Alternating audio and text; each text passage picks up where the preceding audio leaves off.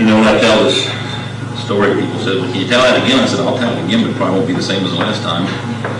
You know, when you tell the story, you know, when you get an audience of people that you know, a group of people that send out many gifts, it's so much easier to tell a story. It tends to get a little bit longer sometimes when you're in front of somebody. It's like, you know, they didn't know about it. I mean, and I remember Eldon being in there. He was in there when Trevor was in a wheelchair, and he looks at me and says, you ever think he's going to be all right about walking that? I remember that.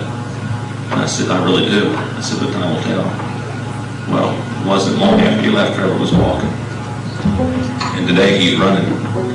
And now when he runs, you'll see him running not quite normal, but I said, Trevor, tonight when I bring him to extension, I said, no, I want you to run for Daddy. And when he runs normal. But he's just a little skeptical. I can't blame him. You know, boy has his leg tore up like that. He's very careful. And I'll tell you what, Trevor panics when any of his little brothers or sisters get around moving equipment. I mean, he says, get out of there. And they taught him a lesson that he never gets around anymore. And when these little ones get around, I mean, he gets excited. He gets excited whenever his little ones get around what he thinks is danger. So God taught him a lesson, I believe, and I trust and pray that God has, I know God has a mission for him. Because he has the proof, he has the experience of healing from mighty God. This song was written, an almost friend of ours, I said, it's You Don't Know My Dad, and it stemmed from when I was in that morning, Sunday morning, and the nurse couldn't believe that he believed his dad when his dad said that. And then we came home that day, and my wife made a statement, you don't know his dad, but that's where he took the title from and wrote this song.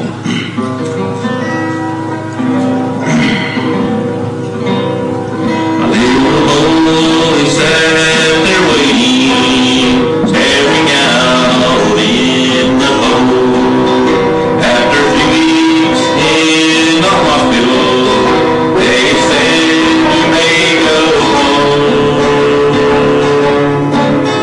A nurse was by and told him with the rose so bad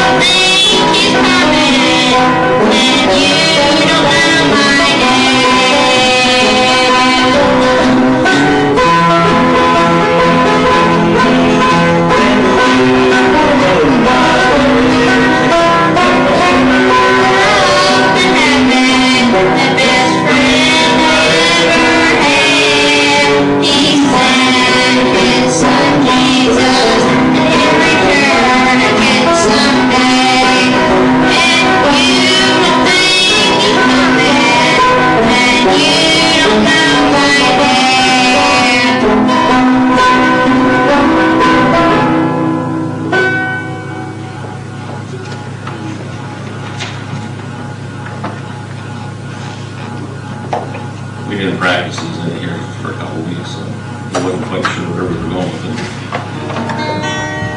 This is a walking miracle. A walking miracle, a talking miracle, since Jesus reached way down his hand and rescued me. He took the blame, he rolled my pain, and I'd never been the same, since he's made a walking miracle out of me. I owed a debt I could not pay. I had no hope, no other way. And in despair, I called upon my Savior's name. Down on my knees, the answer came. I felt the touch, could feel the chain. He made a walking, talking miracle today. A walking miracle, a talking miracle, since Jesus reached way down his hand and rescued me. He took the blame, he rolled my pain, and I've never been the same, since Jesus made a walking miracle out of me.